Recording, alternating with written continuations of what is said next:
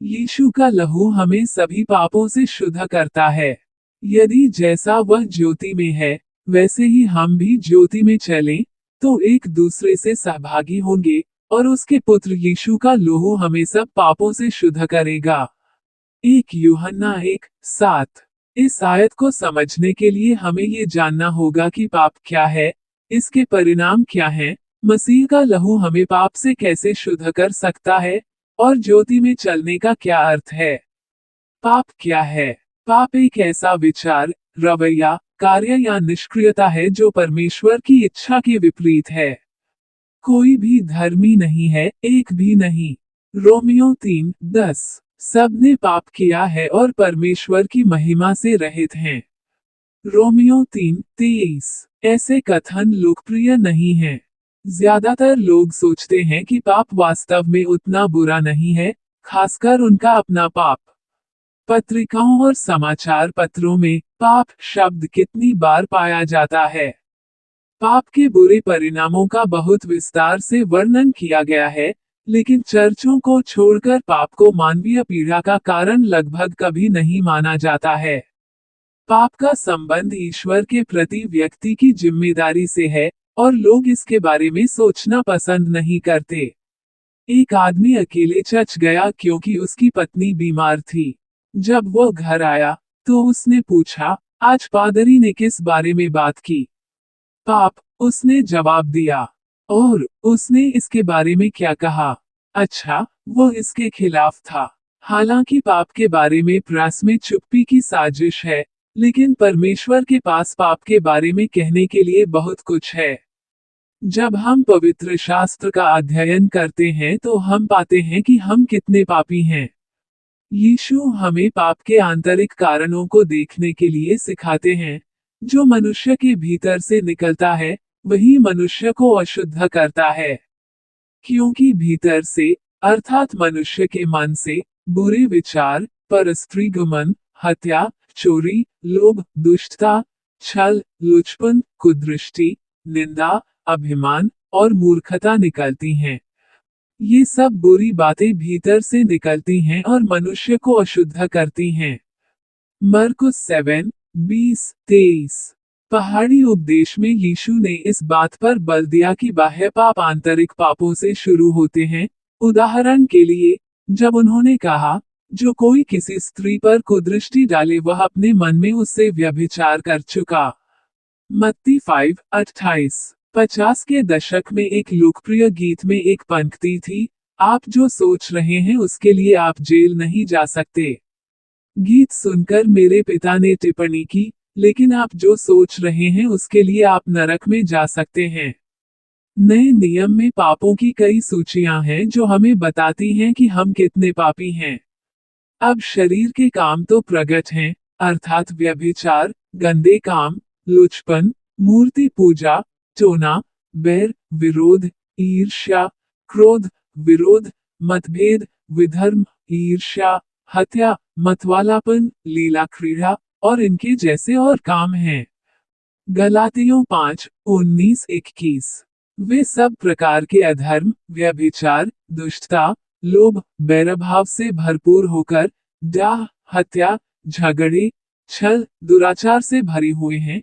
वे कानाफूसी करने वाले, चुगलखोर, परमेश्वर के घृणा करने वाले, हिंसा करने वाले, अभिमानी, डींगमार, बुरी बुरी बातों के बनाने वाले, माता पिता की आज्ञा न मानने वाले, निर्बुद्धि, अविश्वसनीय, प्रेमहीन, क्षमाहीन, निर्दयी हैं। रोमियो में 29:31। क्योंकि मनुष्य स्वार्थी, धन के प्रेमी, डींगमार, अभिमानी, निंदक, माता पिता की आज्ञा टालने वाले, कृतघ्न, अपवित्र, प्रेमरहित, क्षमाहीन, दोष लगाने वाले, असंयमी, क्रूर, भलाई के तिरस्कार करने वाले, विश्वासघाती, ढीठ, अभिमानी और परमेश्वर के नहीं वरन सुखविलासी के चाहने वाले होंगे। 2 तीमुथियुस 3:2-4। यदि तुम पक्षपात करते हो तो पाप करते हो।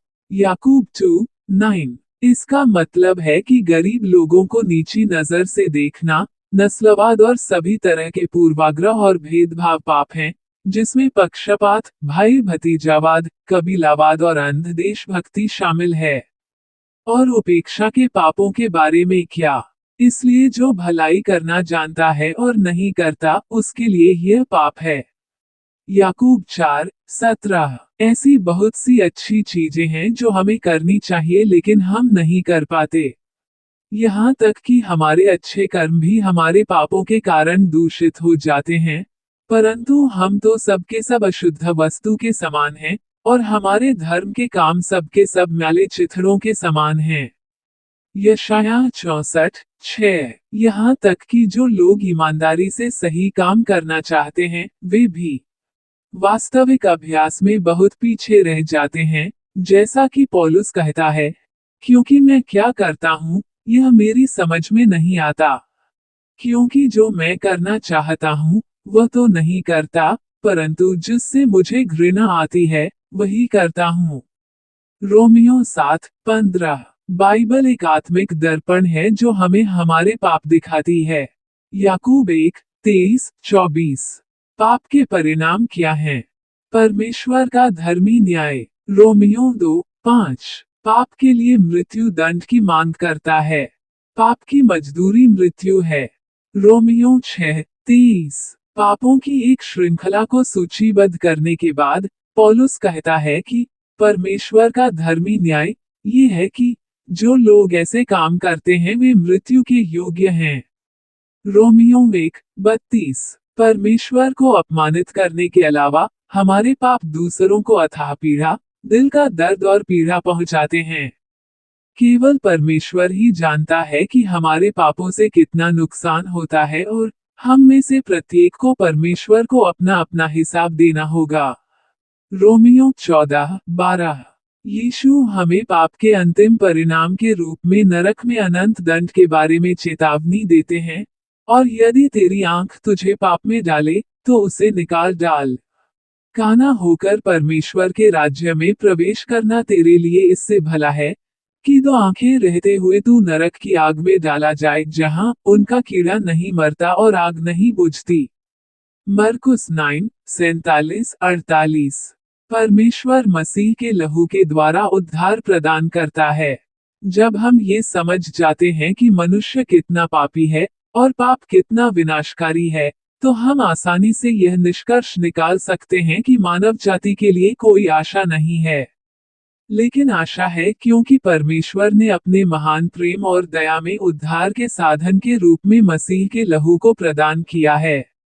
परमेश्वर क्षमा करने को तैयार है।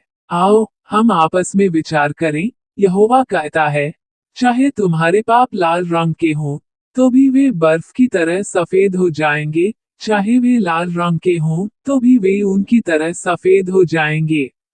यदि तुम इच्छुक और आज्ञाकारी हो, तो तुम देश की उत्तम उपज खाओगे। यशायाह 1:18-19।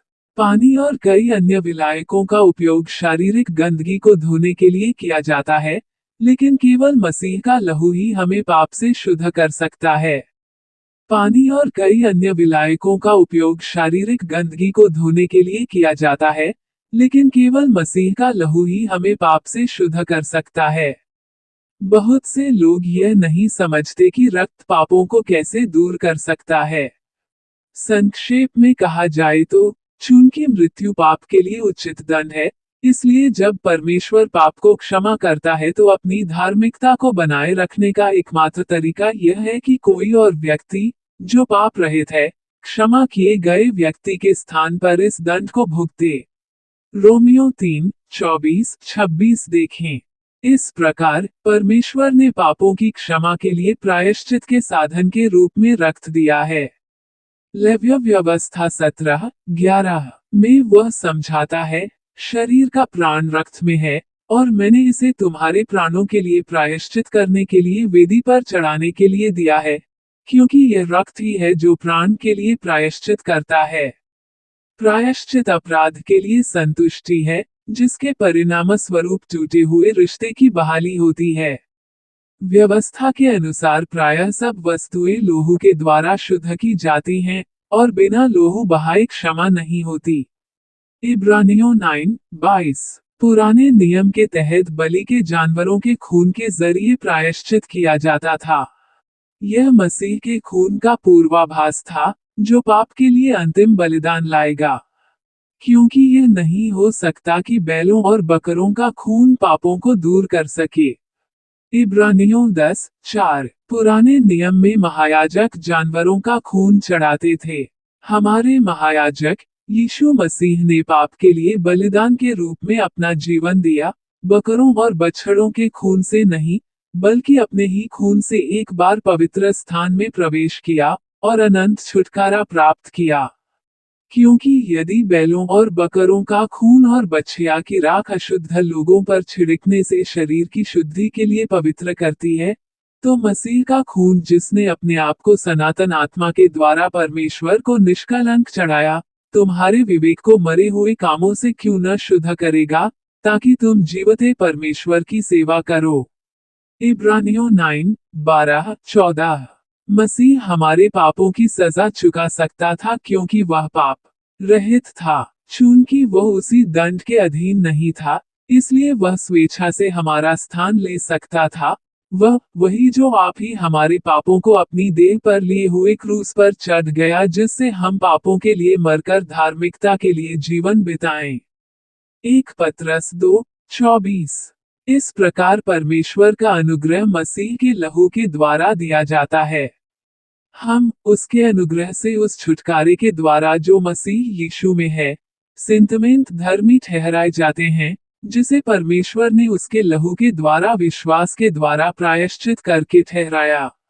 रोमियो 3:24-25। हमको उसके लहू के द्वारा छुटकारा अर्थात पापों की क्षमा उसके अनुग्रह के धन के अनुसार मिला है। इफिसियों 1:7।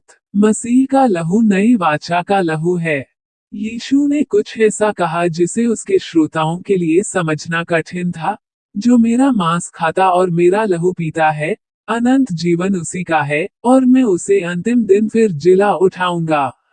यूहन्ना 6:54। ये रहस्य तब उजागर हुआ जब यीशु ने प्रभु भोज की स्थापना की। जब वे खा रहे थे, तो यीशु ने रोटी ली और आशीष मांगकर तोड़ी और चेलों को देकर कहा, लो, खाओ, यह मेरी देह है। फिर उसने कटोरा लेकर धन्यवाद किया और उन्हें देकर कहा, तुम सब इसमें से पियो, क्योंकि यह वाचा का मेरा वह लहू है, जो बहुतों के लिए पापों की क्षमा के निमित्त बहाया जाता है। मत्ती 26:26-28। मसीह का लहू परमेश्वर के प्रेम को दर्शाता है। परमेश्वर हम पर अपने प्रेम की भलाई इस रीति से प्रकट करता है कि जब हम पापी ही थे तभी मसीह हमारे लिए मरा। तो अब जब हम उसके लहू के कारण धर्मी ठहरे, तो उसके द्वारा क्रोध से क्यों न बचेंगे। रोमियो 5:8-9। यीशु ने हमसे प्रेम किया और अपने लहू में हमें हमारे पापों से धोया। प्रकाशित वाक्य 1:5। परमेश्वर अपने प्रेम को उस उच्च मूल्य से प्रमाणित करता है जो वो हमारे उद्धार के लिए चुकाने को तैयार था। तुम्हारे यहाँ रहने का समय भय से भरा रहे, ये जानते हुए कि तुम्हारा छुटकारा चांदी सोने अर्थात नाशमान वस्तुओं के द्वारा नहीं हुआ, और निष्कलंक मेमने अर्थात मसीह के बहुमूल्य लोहू के द्वारा हुआ है। 1 पतरस 1:17-19। जैसा कि यूहन्ना बपतिस्मा देने वाले ने यीशु के विषय में गवाही दी, देखो, ये परमेश्वर का मेमना है, जो जगत का पाप उठा ले जाता है। यूहन्ना 1:29। मसीह के लहू द्वारा शुद्धिकरण सभी को प्रदान किया जाता है। पुरानी वाचा इस्राएल के लोगों को दी गई थी। नई वाचा पूरी दुनिया के लिए है। गैर यहूदी ईसाइयों को पौलुस ने लिखा, परंतु अब मसीह यीशु में तुम जो पहले दूर थे, मसीह के लहू के द्वारा निकट हो गए हो। इफिसियों 2:13। मसीह का लहू सभी के लिए है, और वे यह नया गीत गाते थे कि तू ही उस पुस्तक के लेने और उसकी मुहरें खोलने के योग्य है, क्योंकि तूने वध होकर अपने लहू से हर एक कुल और भाषा और लोग और जाति में से परमेश्वर के लिए लोगों को मोल लिया है। प्रकाशित वाक्य 5:9। मसीह का लहू हमें परमेश्वर के सिंहासन के सामने श्वेत वस्त्र में खड़े होने के योग्य बनाता है। तब उन प्राचीनों में से एक ने मुझसे पूछा, ये श्वेत वस्त्र पहने हुए कौन हैं? और कहां से आए हैं?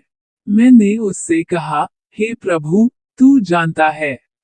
उसने मुझसे कहा, ये वे हैं जो उस बड़े क्लेश में से निकलकर आए हैं। इन्होंने अपने अपने वस्त्र मेमने के लोहू में धोकर श्वेत किए हैं। प्रकाशित वाक्य 7:13-14। अब हम यूहन्ना के कथन को बेहतर ढंग से समझ सकते हैं। यदि जैसा वह ज्योति में है, वैसे ही हम भी ज्योति में चलें, तो एक दूसरे से सहभागी होंगे, और उसके पुत्र यीशु का लोहू हमें सब पापों से शुद्ध करेगा। 1 यूहन्ना 1:7। हम ज्योति में कैसे चलें? परमेश्वर ज्योति है और उसमें कुछ भी अंधकार नहीं। 1 यूहन्ना 1:5। मसीह के लहू के द्वारा परमेश्वर ने हमें अंधकार की शक्ति से मुक्त किया है ताकि हम प्रकाश में चल सकें। उसने हमें अंधकार की शक्ति से छुड़ाकर अपने प्रिय पुत्र के राज्य में प्रवेश कराया, जिसमें हमें उसके लहू के द्वारा छुटकारा अर्थात पापों की क्षमा मिली है। कुलुस्सियों 1:13-14। हम अपना चलना सुसमाचार के प्रकाश में 2 कुरिन्थियों 4:4 तब शुरू करते हैं जब हम यीशु पर विश्वास करते हैं। मरकुस 16:16 अपने पापों का पश्चाताप करते हैं। लूका 24:47 मसीह में अपने विश्वास को स्वीकार करते हैं। रोमियो 10:10 और पापों की क्षमा के लिए बपतिस्मा लेते हैं। प्रेरितों के काम 2:38 फिर हम बपतिस्मा से उठकर जीवन की नई चाल चलते हैं।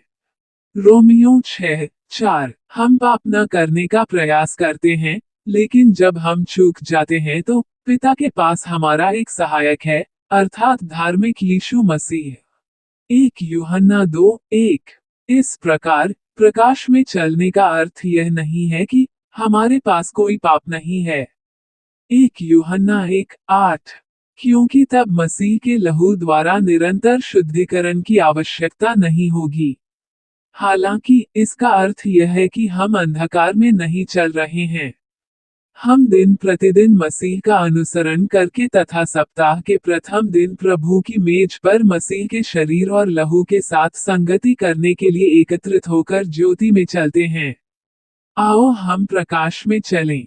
यदि जैसा वह ज्योति में है, वैसे ही हम भी ज्योति में चलें, तो एक दूसरे से सहभागी होंगे, और उसके पुत्र यीशु का लोहू हमें सब पापों से शुद्ध करेगा। 1 यूहन्ना 1:7 आमीन।